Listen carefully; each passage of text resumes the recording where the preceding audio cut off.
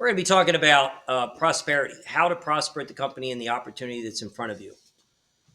Um, Somebody once described this to me as like your ship of opportunity, like your ships come in. And you've heard that expression. You go to work at most companies and they're looking at, they have an operation, they have a machine. And picture like an assembly line.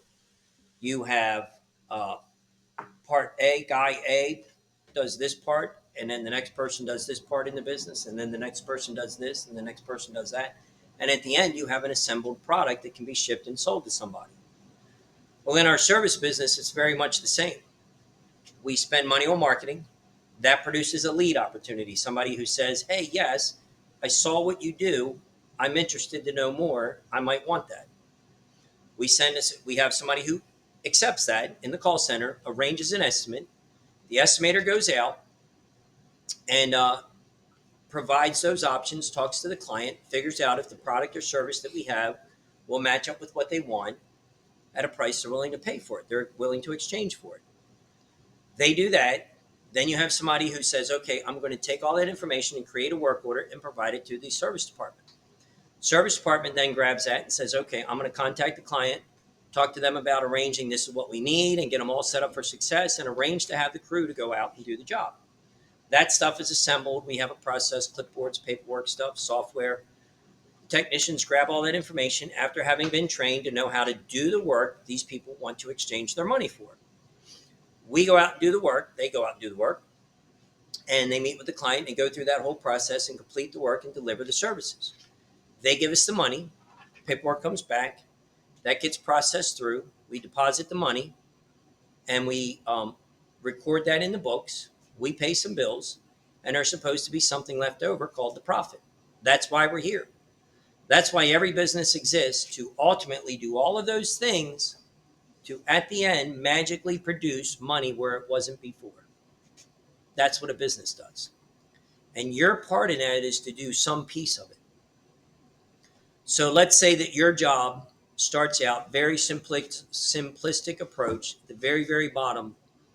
Your job is to sweep the floors of that place to keep the dust out of there and wipe down the dust off the countertops to make sure that the place is clean and neat and sanitized for people to work in. And the dust doesn't get in the printers and keep the computers from working and all that other stuff. You are looking to go, hey, I don't want to be the floor sweeper forever. I'd like to be the guy, at least the next step up is to manage all the floor sweepers. I get good at floor sweeping. Maybe I can teach others how to do it and manage the process because I know what the process is supposed to be.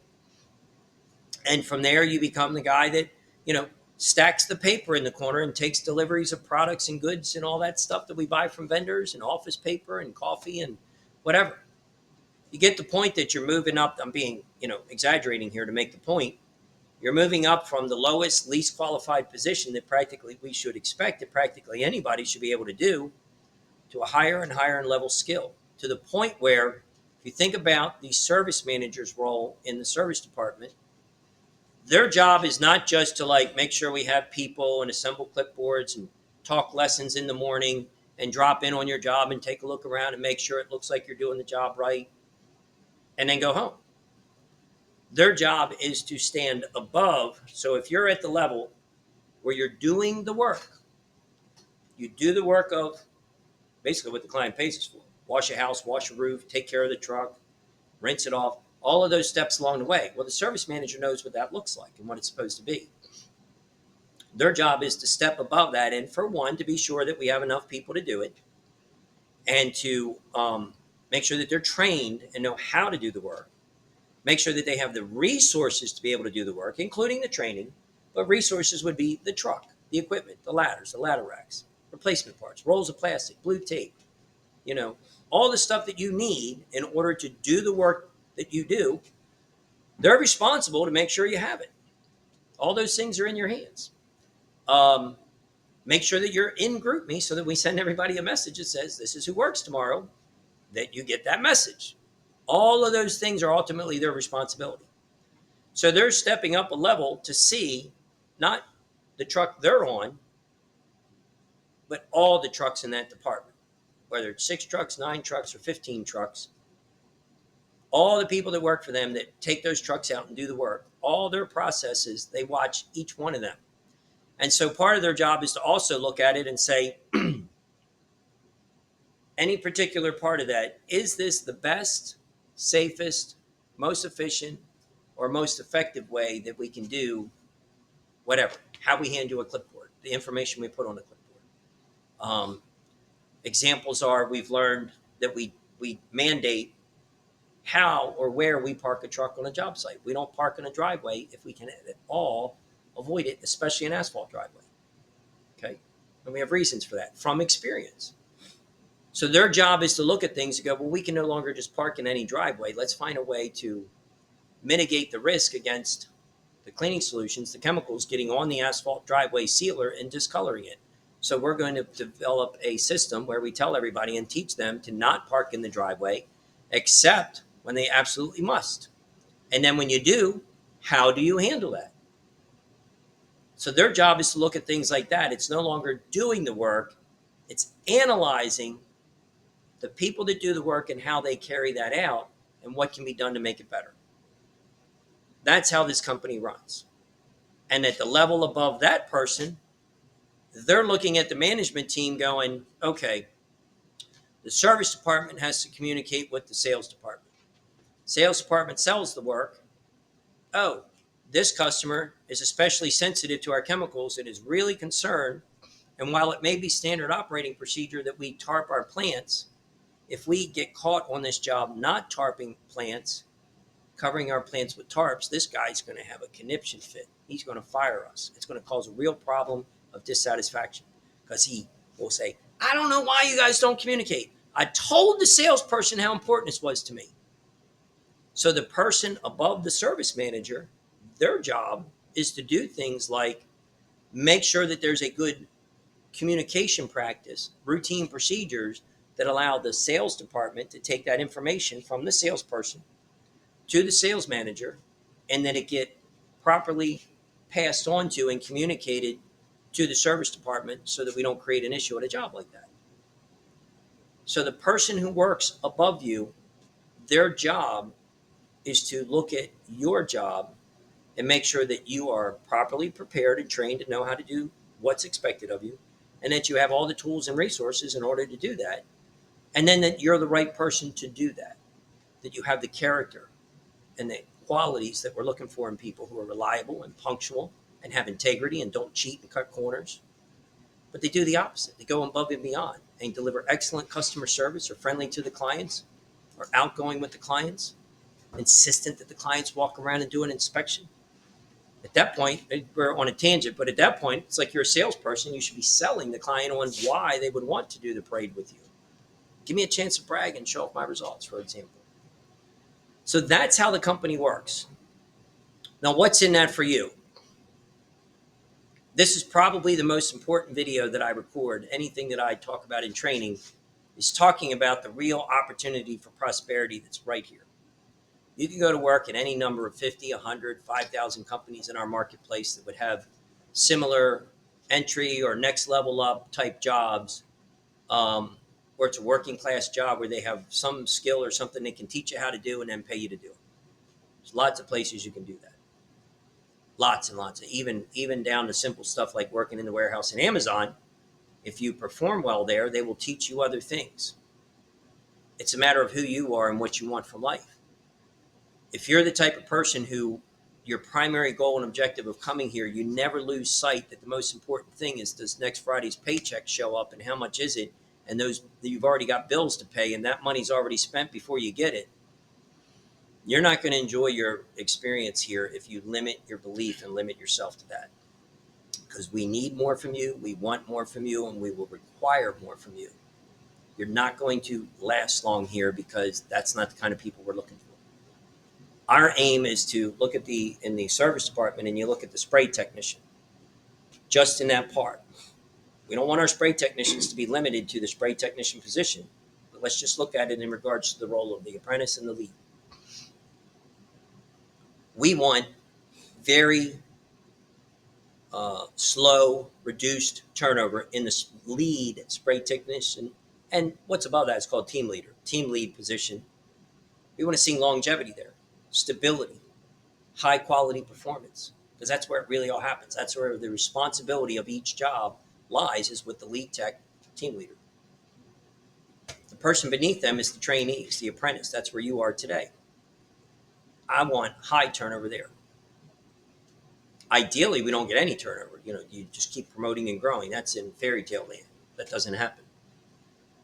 But when we interview people, it's funny how many people are the hardest working SOBs you ever met. Oh, I'll do anything. I'm game. I'm ready. Can you do this? Yes, sir. I already do that. Can you buy your own tools? Yes, sir. You get promoted to lead. I'm not buying those tools. You're out of your mind. That's a lot of money. Or we tell you you have a Saturday class, and you go, I'm not working Saturday. I don't do those Saturdays. I can't do Saturday training class. We ask you those questions at the interview on purpose because we know that that's what's going to happen. We're looking for people with character, with integrity, who want more for life. We will help you. If you don't have hope for that, we'll help you build that hope. We want you to have that hope that you want more from life, and you found a place that is trying to help you get it. Not even trying to help you get it, we're trying to make you get it. We want you to have it so much we're wishing it on you more than you do, because it leads to our prosperity. If I, as the owner and CEO of this company, could figure out a way to hire nothing but people like that, I will not be a millionaire. I will have millionaires working for me. Now, what kind of money would I be making? That's a nice thought. I don't know if I'd be making Jeff Bezos money, but I'd be doing all right. But look at the prosperity of the people on my team. I want people working for me who are millionaires. What kind of great company would that be? That there are management and C-level management people in the company that are making that kind of money. We would have hundreds, if not thousands, or 10,000 people working for us. And you coming in at this point in the game, what does that mean for your future? You're with a company where you don't have to learn a new trade, learn a new skill, learn a new process all over. Start at the bottom. Start where you don't even get a paid day off. You got to be there for 90 days. You're way past that. You left that behind 10 years ago, 15 years ago. Your senior level management. The money that you'll be making, the security that you'll have. Knowledge brings some security. When you know the business and you know your competitors and you know the market and you know the market trends and you know the trends of the different seasons of the year, you know all of that about the business because you've been here for 10 and 15 years. It's highly valuable to you like it's highly valuable to us. We are trying to help you get that kind of prosperity. That's what we want for you. Collectively, it's all in our own interest. I dare you to go find another company, interview with 50 companies, and find another company that talks like this, even in the interview. When I interview, I don't do the interviewing anymore, but this is how I would talk. This is what I'm looking for. This is what your manager should be interviewing you like. What do you really want? Why are you here? You should ask yourself that question right now. And if you're really honest with yourself, if you're the kind of person who wants the next paycheck and that's really all you're focused on, you might as well quit now. Hit stop right now and leave. You're better off, and so are we. Because you will be uncomfortable here until the point when you finally quit. If you want to dare to dream and dare to believe that we have that vested interest in you, that that's what we're trying to do here. This isn't just a business, it's people development. Let me pull back the veil a little bit, the curtain. In the worst scenario, you could say that even if I just did this from a purely jerk, selfish perspective, like ultimately in my heart, I don't give two craps about you, and neither does anybody else in this company. But we know that this formula will work so well that if we could just get you to do it, it will lead to great prosperity for us. Because it will. So selfishly, I could still do the same thing and just insist on having those people that help the company develop into that. And they prosper and have a much better improved life for what they benefit working with this company. But in my heart of hearts, I'm like, at the end of the day, I just don't care about anybody. I can tell you that while on paper I could draw out that scenario, In reality, you know that wouldn't work, because if that were genuinely what was in the heart, it would come out. It would be obvious how fake we were and how fake I am, that it's really just all about me. And it's not. One of the great joys of this business has been to watch people develop and become different people. We have a lady leaving right now. She's got one more week left. She came to me and gave notice. And I was terribly disappointed because I thought I failed. I was like, well, we've been talking. Everything's great. I don't know where she feels like I did her wrong, that she looked for a better opportunity. As it turns out, she had interest in being like a vet tech. She wanted to work with animals. So about 6 months ago, when there were different circumstances here, she didn't like her supervisor at that time. Figure out her supervisor's no longer here. That one isn't. Um, she went looking for another job and she couldn't get a job working with animals. So from 6 months ago, a company contacted her and said, we'd like to give you an interview, and subsequently offered her a job. So when she told me what it was, and this was her dream, I was really sad for our loss, but terribly happy for her. And we talked at length about her experience here, and that she said, we've helped her get the confidence that she could even do this. She's got her driver's license now. She drives. Her name's Leanne. You know Leanne. Okay. By the time you watch this video, you guys won't know who Leanne is. Um, but I didn't talk her out of it, and I told her that. I said, I don't want to talk you out of it. You need to go do this. That's exactly the kind of stuff we want to see people do here.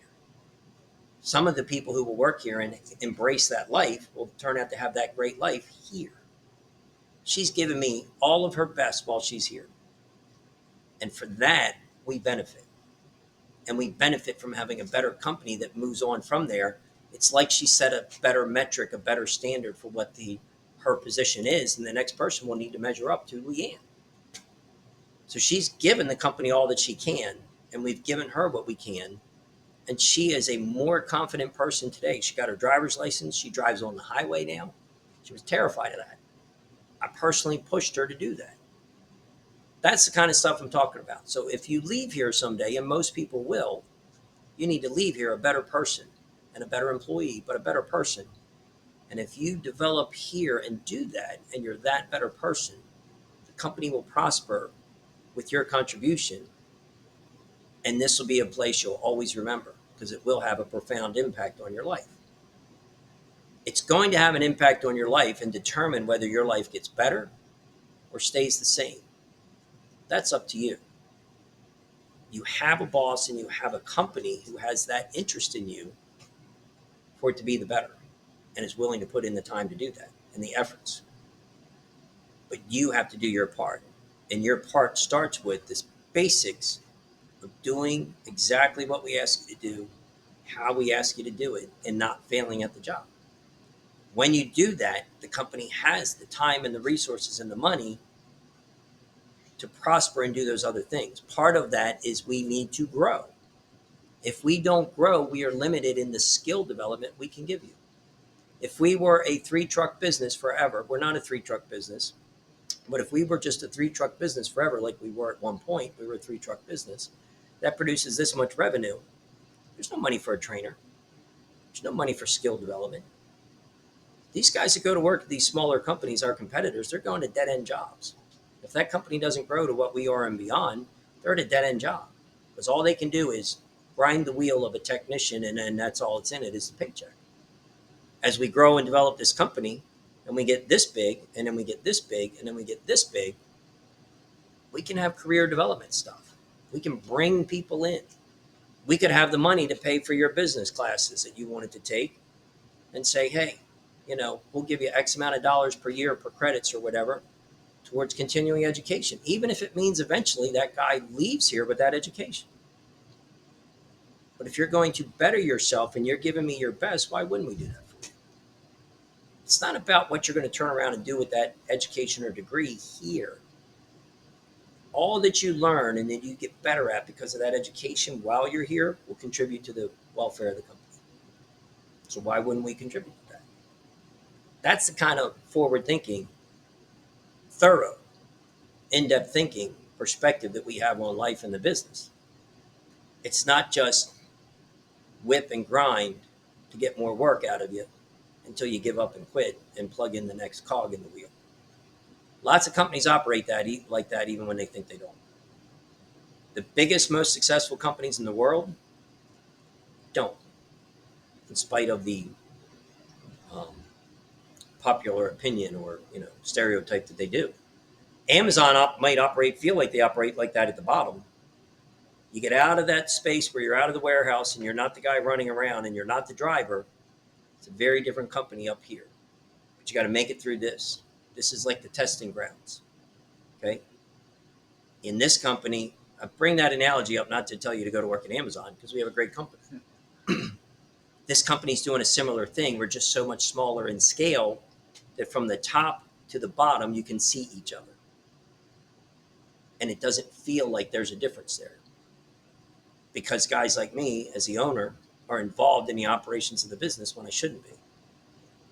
One of the purposes of this video is to get out of that mode so that the business can run and I can work on the things in the business that grow and develop the business. That's the opportunity that we're bringing to you. It's up to you to embrace it. If you embrace it, it contributes to the welfare of the company.